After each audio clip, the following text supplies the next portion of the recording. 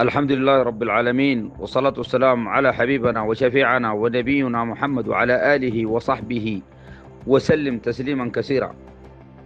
اليوم نتحدث عن المتخاذلين، المجرمين، المخذلين، الذين يخذلون قواتنا المجيدة، قواتنا العزيزة، قواتنا الباسلة، قواتنا التي قدمت الشهداء، قدمت أرتالا من الجرحى، وقدمت أبنائها وفلذات أكبادها من أجل هذا الوطن العزيز.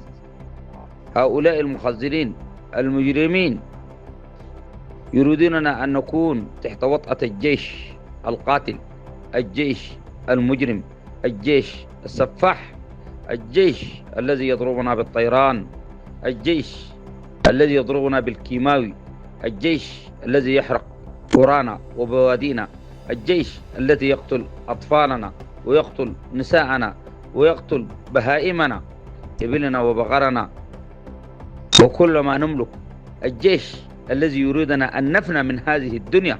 يمجدونه ويقولون هنالك جيش. أين الجيش؟ أين الجيش؟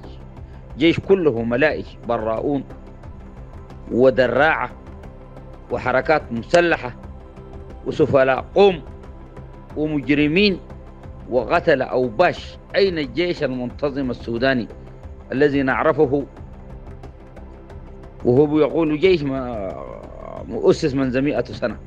جيش كله عتالة مجتمع، جيش كله مجرمين، جيش كله أوباش قتلة.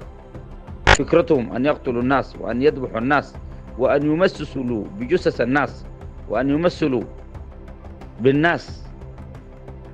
نحن لهم بالمرصاد. قوات الدعم السريع بحمد الله عز وجل وبمنه وبلطفه وبنعمته الآن لها ألوف من العربات المقاتلة، ولها مسيرات، ولها مضادات للطيران، ولها مضادات للمسيرات، ولها رجال بواسل. ملايين من البشر، ملايين من الشباب يطلعون بصدورهم عارية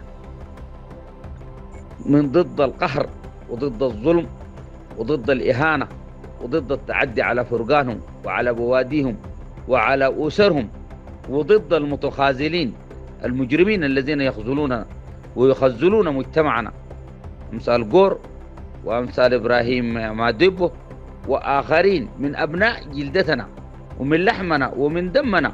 يخذلون الأهل ويزعمون أن هنالك جيش يغير على الضعين ويغير على بوادينا ويغير على مناطقنا. والله نحن هذا الجيش سنلاحقهم في بورسودان وسنلاحقهم في كل السودان. وهذه القضية من ظن أنها تنقضي وتنتهي بهذه السهولة وبهذه اليسر كاذب، ومن ظن أنه يبيد قوات الدعم السريع ومن يقضي عليها أو أنها في ضعف كاذب. ومن يكذب ويفتري على القائدين، القائد محمد حمدان والقائد عبد الرحيم، الآن والله يقودون الصفوف الإمامية، الآن واقفين إمام جيوشهم، الآن يقاتلون بأنفسهم ليس بوكالة، صامدين أقوياء واقفين معززين كرماء وسط أهلهم. وإن حصل لهم مقدور يحصل لهم وسط أهلهم، وإن كانوا ماتوا أو حصل لهم شيء فإن القضية باقية، وإننا باقون ومستمرون في هذا العمل إلى أن ننتصر، إلى أن نجد حقوقنا كاملة في وطننا العزيز الذي خربه المجرمون المضلون المفسدون. وطن يكون إن شاء الله يسع الجميع، فيه مأكل، فيه مشرب، فيه اقتصاد، فيه سياسة عادلة، فيه حياة، فيه كل إنسان يجد نفسه موجود في كل مكان في الوطن. وطن ليس هو يكون كالكشك أو الدكان الصغير الذي يستغله شخص واحد أو أشخاص يوجهونه كشراكة بينهم. وطن يسع الجميع. ونحن الآن قادمون على تشكيل حكومة التأسيس، حكومة العدالة، حكومة الصدق، حكومة التنمية، حكومة الاستقرار، حكومة الرفاهية، حكومة إعطاء كل ذي حق حقه، حكومة كل إنسان يجد نفسه فيها ممثلا فيها إن شاء الله بإذن الله عز وجل. وهذه الحكومة بقيادة الفريق محمد حمدان ستكون في الأيام القادمة بإذن الله، وسنكون لها كمجتمع عونا وسندا ودرعا وعضدا ومعينا.